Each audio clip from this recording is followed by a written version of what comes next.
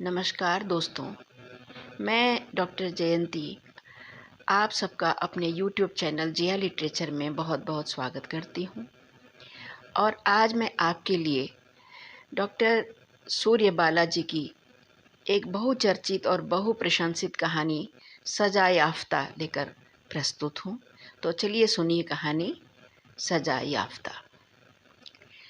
आगे आगे हरलाल था, अटैची और बिस्तर बंद लिए, पीछे पीछे दादा। माँ जी के पैर छुए तो बड़े प्यार से मिली। कब आए? ट्रेन ज़्यादा लेट तो नहीं थी? हाँ, आजकल ट्रेनों का कोई भरोसा नहीं। अच्छा, घर में सब कैसे हैं? बहू कैसी है? बच्चे अब तो स्कूल जाते होंगे ना? बड़ा तो सुना चौथे में गया। बूढ़ी हो रही हूँ ना भाई, यादाश्त कमज़ोर होती जा रही है। माँ जी में सबसे मज़ेदार बात यही है कि खुद ही प्रश्न भी करेंगी, खुद ही उनके उत्तर भी देती जाएंगी। दादा बड़ी मुश्किल से उनकी स्वतः प्रश्नोत्तरी के बीच जी और क्या, जी हाँ कह पाए थे। और खड़े खड़े ही कि खुदीराम ज़रूरत से ज़्यादा मातहती अंदाज में सलाम ठोक कर बोला, वो माताजी क्या नाम से मुंसिफ साहब आना चाहते हैं। और आदत के मुताबिक अपनी अर्दली वाली लाल बेल्ट और कलंगी पर हाथ फिराने लगा। कौन? संदीप? माँ जी एकदम हड़बड़ा जाती हैं। तो बुला लाओ ना, वो तो घर के हैं। और उसी तेजी से दादा की ओर मुड़कर जल्दी से कहती हैं, अच्छा तो तुम हाथ मुंह वगैरह धो, कपड़े बदलो, सफ़र के थके होंगे। मैं ज़रा। फिर मुझे हिदायत देती हैं, शालिनी ले जाओ अपने दादा को उनके कमरे में, थके होंगे, वहीं चाय वगैरह। कमरे में आकर दादा ने पूछा, कैसी है शालू? अच्छी। दादा भाभी कैसी हैं? ठीक ठाक। और उसका क्या? जब तक दर्द नहीं उभरता तब तक ठीक। मिंटू और पिंटू खिलवाड़ी ज़्यादा हो गए हैं। और क्या, कितना भी कहो पढ़ाई लिखाई में दोनों का मन नहीं लगता। दादा के माथे की रेखाएं गहरा आईं। टिक्कू मुझे याद करता है? उसे तो उतनी याद नहीं, दूसरों के मुंह से तेरा जिक्र सुन सुनकर जरूर रटता है। कुल 3 का ही तो था जब पिछली बार तू आई थी, और 2.5 साल होने को आए। फिर थोड़ा रुक कर कहते हैं, मिंटू का बहुत आने का मन था। अरे तो साथ लाना था, क्यों नहीं लाए? यूं ही पढ़ाई बढ़ाई। दादा रुक रुक कर एक आध कारण और जोड़ते हैं। वे ज़्यादा विश्वस्त लगे। बाहर माँ जी संदीप से बातें कर रही हैं। और सुनाओ संदीप, मम्मी आ गई रानी खेत से? खुदीराम कह रहा था परसों शाम आ गई। पैर का दर्द कैसा है उनका? सुना इस होम्योपैथ डॉक्टर ने तो सचमुच कमाल कर दिया। अखिल कहता था तुमने बताया बहुत फायदा है। मौसम कैसा था रानी खेत में? आजकल तो खूब ठंड रही होगी। हाँ, गर्मियों में किधर जाने की सोची है इस बार? सुना तुम माउंट आबू का प्रोग्राम बना रहे हो। कौन? शालिनी घर पर ही है। अरे हरलाल, शालिनी बहू जी को जरा बुलाना जरा। शालिनी ये देखो संदीप सेबों की पूरी पेटी ही उठा लाया है, अब जरा इसे गर्म कॉफ़ी पिलवाओ। हरलाल कमरे में चाय की ट्रे रख गया है, दूध शक्कर सब अलग अलग पॉट्स में। दादा शक्कर कितनी डालूं आप में? दादा चौंकते हैं। डाल दे थोड़ी सी, बहुत ज़्यादा नहीं। पूछने के बाद मैं भी चौंकती हूँ। मुझे खुद भी कहाँ मालूम दादा कितनी शक्कर पीते होंगे। इस तरह चाय पीते ही कहाँ थे हम लोग। चाय, चीनी, अदरक, दूध और पानी खौलाया, इकट्ठे भगोने में छाना और मग्गे से लेकर चिल्ल पो मचाते बच्चों में बांट दिया। दादा ये लेंगे? क्या चीज़ है? दादा सहज भाव से पूछते हैं। पेस्ट्री दादा, मैं झिझकते हुए कहती हूँ। फिर जल्दी से देखती हूँ हरलाल तो नहीं खड़ा है। ना रहने दे, अंडा पड़ा होगा, दादा सहज निरासक्त भाव से कहते हैं। फिर थोड़ी देर को जैसे सब कुछ थमा सा रह जाता है। कहीं कोई कौतूहल, जिज्ञासा या प्रश्न नहीं। सब कुछ जैसे समय की अटपटी सी खामोशी चुपचाप निगल गई। कहाँ गए वो सारे के सारे सवालों के गुच्छे जो किसी अपने को इतने दिनों बाद देखते ही भरभरा कर टूटने बिखरने लगते हैं बेतरतीब, यहाँ वहाँ एक दूसरे से होड़ से करते से। और कहाँ यह एकदम जमी हुई जड़ता टूटती है। दादा नहाएंगे? अभी ही? दादा चौंकते हैं, फिर जैसे एक निर्णय लेते हैं समझदारी से भरा। अभी नहीं, अभी तो माँ जी के पास बैठा ही नहीं, पहले उनके पास घंटे आध घंटे जरा बैठ लूँ। जल्दी क्या है नहाने की? नहीं नहीं दादा, मैं घबरा कर चौंकती हूँ। आप पहले नहा ही लीजिए ना, माँ जी ऐसी नहीं, वे कुछ नहीं सोचेंगी, उल्टे बिना नहाए आप जाएं तो शायद समझे कि मैंने आपके नहाने वगैरह का ठीक से इंतज़ाम नहीं किया। अच्छा अच्छा, दादा हंसते हैं, जैसा तू कहे, और झुक कर अटैची खोलकर तौलिया साबुन निकालते हैं कि मैं लगभग रोक देती हूँ। तौलिया क्यों निकालते हैं दादा? है ना बाथरूम में साबुन, कंघी, तेल सब कुछ। थोड़े दिन को तो हैं आप, शेव के लिए भी इनका रेजर है ना, मत निकालिए अपना डिब्बा। मैं जैसे घिघियाता हुआ एक आदेश सा देती हूँ। दादा हतप्रभ आज्ञाकारी बच्चे की तरह मेरा कहा मान लेते हैं। मैं उनका हजामत वाला टाफ़ी का पुराना हल्का जंग खाया सा डिब्बा नहीं निकालने देती। और क्या, वैसे भी छूट वूट जाने का बेकार में डर। अरे तो तेरे घर छूट ही जाएगा तो क्या? दादा हंसते हैं, आ जाएगा। मेरी नज़र जल्दी से उस डिब्बे के अंदर से फिसलती हुई अपने वजूद में लौट आती है।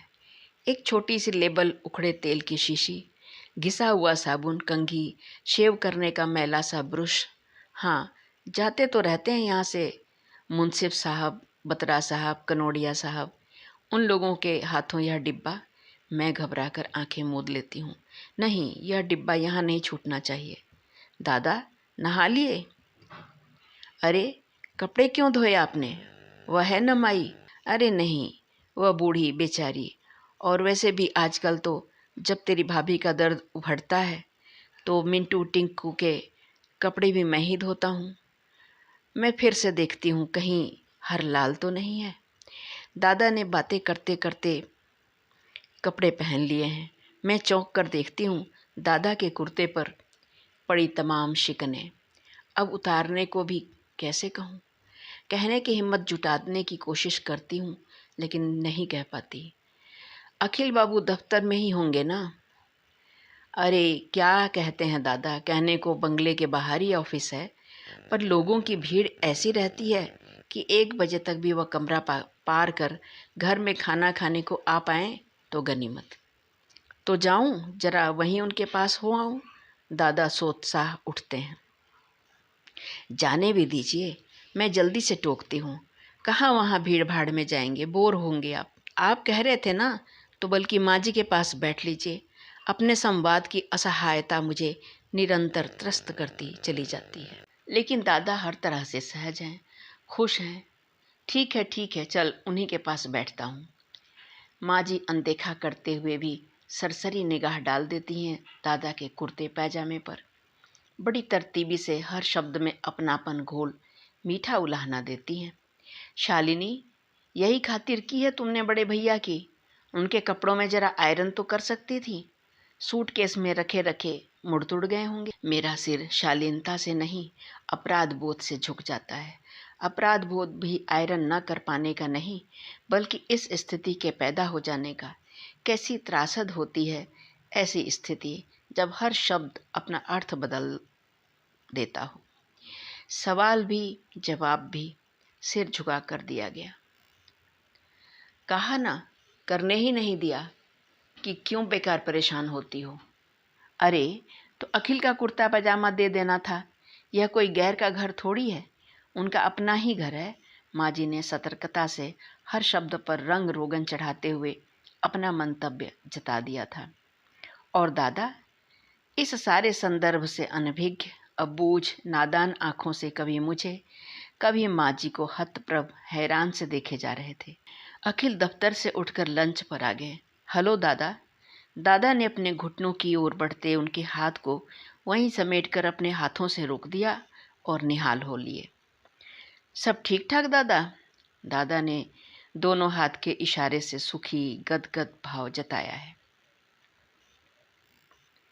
अच्छा दादा, मिनट भर में मैं शावर लेकर आता हूँ। हरलाल, खाना लगाओ फटाफट। अखिल सचमुच कुछ मिनटों में ही कोलोन से महकते सफ़ेद झक कुर्ते पाजामे में टेबल पर आ गए हैं।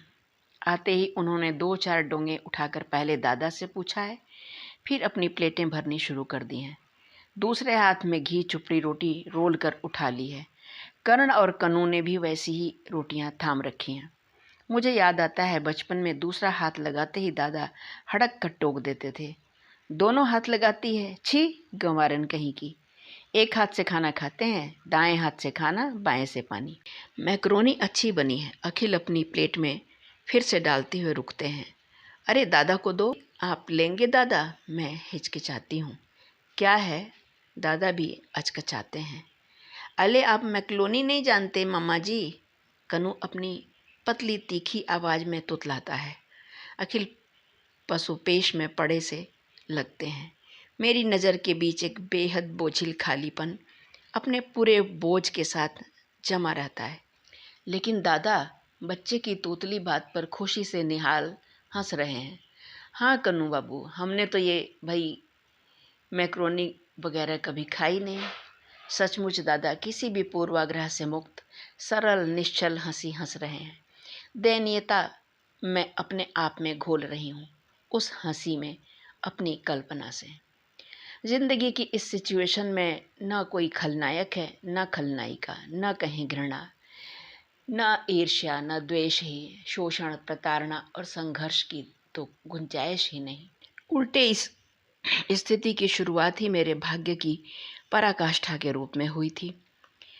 खासी नाटकीय भी। जिस रईस के घर अखिल की बारात उतरी थी, पता चला लड़की साफ बोल ही नहीं पाती, सिर्फ हाँ ना कर पाती है। जिस समय लड़की दिखाई गई उस समय हाँ या जी को शर्मीली लड़की की मॉडेस्टी समझ लिया गया था।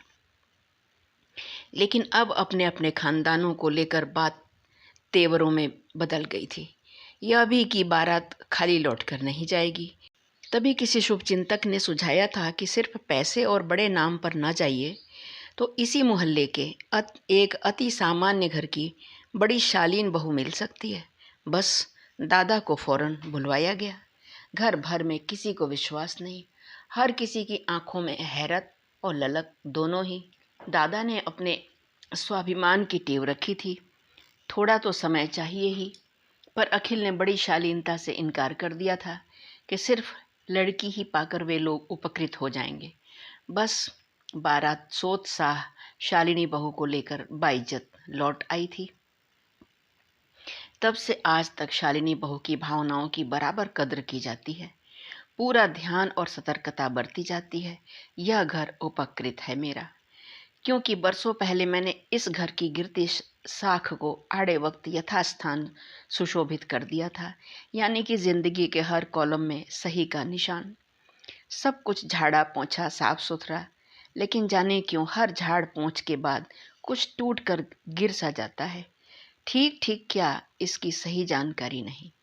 जैसे कि अपनी जिंदगी ही एक से कई हिस्सों में विभक्त हो गई हो और अब न टूटकर अलग रह पा रहे हैं वे, न जुड़े हुए ही रह पा रहे हैं। बस यूं ही बेआवाज़ छुपे छुपे किसी कोने में पड़े रहना और सारी सतर्कता के बावजूद जब तब हल्के से चिटक सा जाना।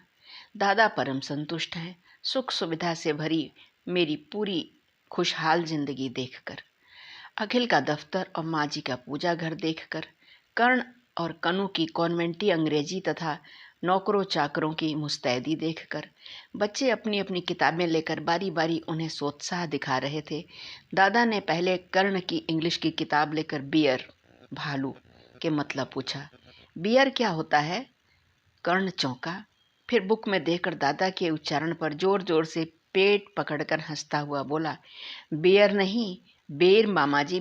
बियर तो पीने वाली होती है, आप भालू बेर को पी सकते हैं क्या? इसी तरह दादा के हर एक दो शब्दों के बाद वह उन शब्दों के कॉन्वेंटी एक्सेंट के उच्चारण बताता रहा। फिर यकायक घड़ी की ओर देखकर बोला, अब हमारा सोने का टाइम है, हम सोने जाएंगे। ओके चलो कन्नू। 2.5 साल पहले किसी तरह घर जाना हो पाया था, क्योंकि बच्चों की तबीयत ठीक थी। अखिल को 10-12 दिनों को बाहर जाना पड़ गया और उस बीच कोई महत्वपूर्ण नाते रिश्ते का कोई नहीं आने वाला था। मेरे कहने पर मुझे स्टेशन पर बिठा दिया गया था। वहाँ दादा और मिंटू स्टेशन पर आ गए थे। घर पहुँचते ही बच्चे मेरी लाई चीज़ों पर टूट पड़े। लड़ाई झगड़े मारपीट तक की नौबत आ गई थी। छोटे वाले टिक्कू ने बुशर्ट जो नापी तो उतारने के नाम पर रोते हुए चीख चीख कर जमीन पर लौटना शुरू।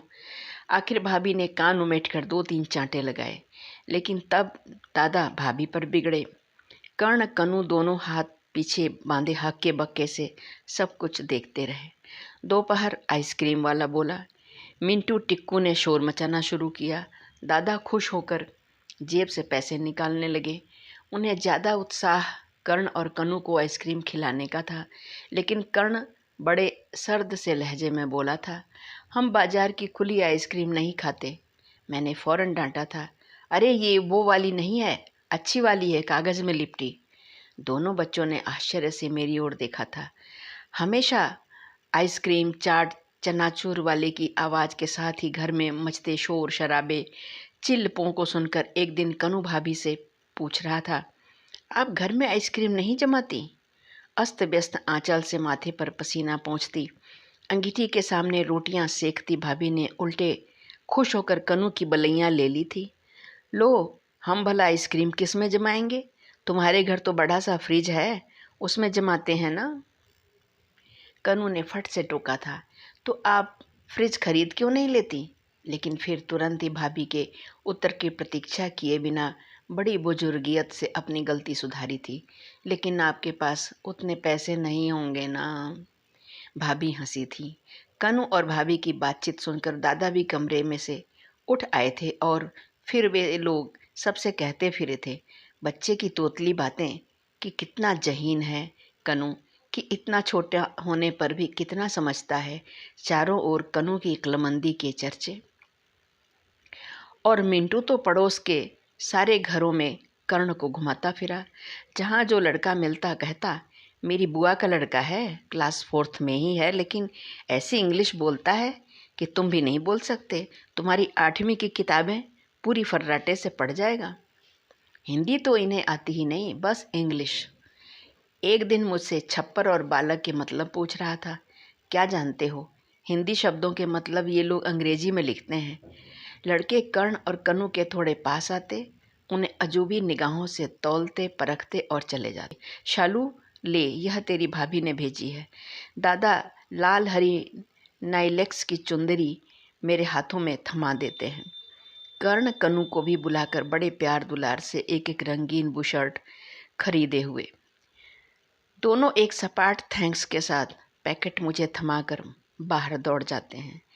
मैं यूं ही जाने क्या सोचती पैकेट लिए खड़ी रह जाती हूँ, तो दादा अचरज और थोड़ी निराशा से पूछते हैं, पसंद नहीं आई क्या?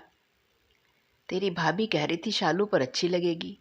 उसने घंटे भर तक कितनी दुकानें छान कर तब यह पसंद की। घोर आत्माधिकृति से भर मैं जल्दी से बोली, अरे नहीं, अच्छी है दादा, बहुत अच्छी। मैं तो यूं ही भाभी को याद करने लगी थी, लेकिन भाभी क्यों इतनी परेशान हुई? दादा परम संतुष्ट गदगद भाव से बोले, अरे वाह, क्यों नहीं होती? माँ जी को दिखा देना पहले। अच्छा। माँ जी देखते ही हमेशा की तरह अति सतर्क नरमाई से बोलती हैं, तुमसे कितनी बार कहा उन्हें मना कर दो, इस सारी फॉर्मेलिटी की जरा भी ज़रूरत नहीं, बेकार इतना परेशान होते हैं। उनसे कहो मेरी तरफ से ये ले जाकर तुम्हारी भाभी और छोटे बच्चों को दे दें। फिर उन्हें खुद ही लगता है अति सतर्कता में भी कहीं गफलत हो गई। नहीं, जाने दो, लौटाने पर उन्हें बुरा लगेगा ना, ले जाओ, रख दो। और तुरंत ही एक दूसरा भूल सुधार, लेकिन हाँ, तुम्हें पसंद हो तो पहनो ना। मैं उसी असहज सहजता से कहती हूँ, नहीं, रख देती हूँ, इतनी साड़ियाँ तो वैसे ही पड़ी हैं, अभी नई की नई ही। तो फिर रख दो। माँ जी की आंखों में राहत लौट आती है, मेरे अंदर भी एक राहत, जैसे नाटक के किसी खंड का पार्ट किसी तरह रट रटा कर दोहरा पाई। हम दोनों ही अपनी अपनी भूमिका सफलतापूर्वक निभा ले गए। एक बार फिर मैं दोनों पैकेट उस बॉक्स में ले जाकर डाल देती हूँ, जिसमें और भी ऐसे बहुत से मिले जुले सामान हैं जो हमारे उपयोग के लायक नहीं, यूं ही दिए लिए की रस्मों में काम आते रहेंगे। मुझे माँ जी के ऊपर दया भी आती है। लगातार यही अभिनय औपचारिकता करते करते थकती नहीं माँ जी। लेकिन सिर्फ माँ जी ही क्यों, मैं खुद भी तो उसी नाटक की एक अहम भूमिका निभा रही हूँ। और यह नाटक कोई 1-2 दिन या 2-4 खंडों का नहीं, जीवन भर चलने वाला नाटक है, जिसमें समय समय पर अपना चालू संवाद सही सही बोल पाने की कितनी बड़ी राहत महसूस होती है। एसपी साहब की बीवी पूछ रही हैं, कोई आया है क्या शालिनी जी के मायके से? कर्ण कनु बता रहे थे उनके मामा जी। हाँ हाँ, माँ जी फौरन बात संभाल लेती हैं। जल्दी में किसी काम से आना हुआ, एकाएक ही। बेचारे मिठाई वगैरह भी ज़्यादा नहीं ला पाए। मुझे 501 रुपये दिए हैं कि पहले मिठाई फल मंगवा लीजिए। मैंने कहा, अब भाई तुम लोग बार बार यह फॉर्मेलिटी मत किया करो। करवा चौथ पर भी माँ जी ने खुद की मंगवाई 800 की साड़ी दिखा दी सभी को। फल मिठाई के लिए 501 रुपये। हर बार मैं कहने और सुनने वाले के सामने या आसपास ही होती हूँ, खुद से भी कतरा कर निकल जाने की कोशिश में। लेकिन कतराते कतराते भी कुछ छू जाता है, चिटक जाता है, जिसकी नियति सिर्फ चिटकना है, जुड़ पाना नहीं। शालू, काम तो हो गया यहाँ का, अब जाना चाहिए न मुझे? दादा ने बड़े दुलराए से स्वर में कहा कि उनके जाने की बात सुनते ही कहीं मेरा चेहरा एकदम उदास हो उतर न जाए, जैसे वे मेरा मन दुखाने का अपराध कर रहे हूँ और मन ही मन मेरे उदास दुखते मन को समझाने बुझाने के लिए शब्दों का जुगाड़ बैठाए इंतजार कर रहे हैं। लेकिन मैं आंखें मूंदकर एक अवसाद भरी राहत महसूसती हुई वापस सिद्धहस्त अभिनेत्री सी संवाद बोल जाती हूँ। अच्छा, हैं? अरे इतनी जल्दी? दादा प्यार से समझाते हैं। तू उदास क्यों होती है? देख, जाना भी तो ज़रूरी है ना। साहब लोग तो समझ ही लेंगे कि काम फला तारीख तक हो गया। और फिर तेरी भाभी की तबीयत। पिंटू मिंटू, हाँ, लौटते समय मिश्रा के यहाँ गया था कि 3 टायर की एक बर्थ फट से दिला देगा, पर वह बीबी बच्चों सहित हरिद्वार गया हुआ है। और अब सेहत ऐसी रही नहीं कि चालू डिब्बे में कैसे भी घुस कर चला जाऊं। नहीं नहीं, मैं फौरन प्रतिवाद करती हूँ। चालू डिब्बे में कैसे जाएंगे आप? बहुत परेशानी होगी। सो तो है, पर और रास्ता भी क्या है? दादा कुछ कहते कहते हिचक कर रुक जाते हैं। मैं जानती हूँ वे क्या कहना चाह रहे थे, वही कहती हूँ मैं। एक तरह से मुझे वह कहना ही था। आप परेशान मत हो, देखती हूँ, न होगा तो अखिल से कहती हूँ। हाँ हाँ, दादा यही कहना चाह रहे थे। मुझे भी लगता है अखिल बाबू चाहे तो किसी से कहकर एक स्लीपर का टिकट, लेकिन उन्हें परेशानी तो नहीं होगी ना।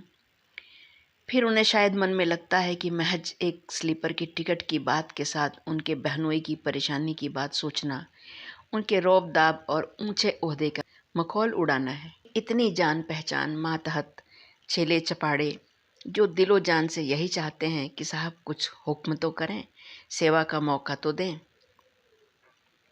अखिल कुछ कम पशु पेश में नहीं। देखो, कहता हूँ किसी से, असल में स्लीपर के टिकट के लिए कहना, खुद तो कह ही नहीं सकते, किसी असिस्टेंट के मार्फत कहलाना पड़ेगा। फिर भी बात छुपती कहाँ है? कहाँ का टिकट, किसके लिए, आदि तमाम बातें तो बतानी ही होंगी। मैं अपने आप से इधर उधर कतराती खड़ी रह जाती हूँ। सिर यूं ही बेमतलब झुका सा रह जाता है। वह तो यूं भी दादा की बाह पर हल्का रफू है। कहीं दाई ने कपड़े धोते हुए देखा तो नहीं होगा। दादा की चप्पल में सिलाई के छुपे टाँके हैं। हरलाल के झाड़ू लेकर आते ही मैं चप्पल पलंग के नीचे डाल देती हूँ। दादा की बनियान में एक आध छोटे छेद हैं। खुदीराम उसे ही देखकर तो नहीं मुस्कुरा रहा था। जानती हूँ इसमें बहुत सारा मेरा निर्मूल डर और आशंका है। पर काफ़ी कुछ सच भी होगा, कैसे नहीं होगा। आखिर क्यों हमेशा किसी और के आते ही हरलाल सूचना देकर दबे पांव खिसक जाता है। लेकिन जब कभी मिश्रा जी आते हैं, हरलाल आराम से दो चार बात करता, दोस्ताना तरीके से हंसता हुआ अंदर आता है। किसी और के आने पर वह मेरे या माँ जी के आदेश की प्रतीक्षा करता है, कॉफ़ी, स्क्वैश, रूह अफ़ज़ा।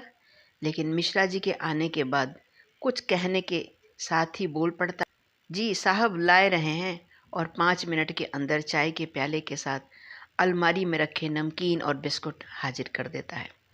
जितनी दूरी उसके और घर में आने वाले अन्य मेहमानों के बीच फैली रहती है, वह मिश्रा जी के आने के साथ ही गायब हो जाती है।